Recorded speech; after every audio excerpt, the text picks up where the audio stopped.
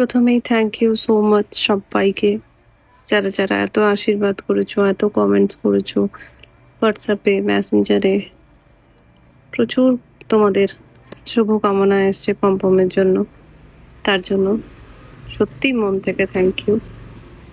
পম্পম under ট্রিটমেন্টে, medicine সব চলছে। তোমরা তো জানোই ওর যেহেতু গল ব্লাডারে স্টোন আছে, লিভারের প্রবলেম, ইন্টেস্টাইন ড্যামেজ হয়ে গেছিলো, তো সেই সব কারণে ডক্টর বলেই দিয়েছিল 7 দিনের বেশি যেন পটিটা না হয়।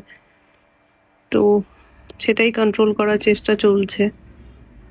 দেখো কি হয়, যেমন হবে আমি তোমাদের জানাবো।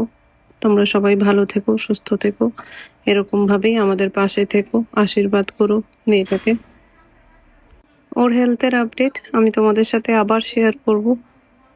আজ তাহলে আসি, বাই বাই।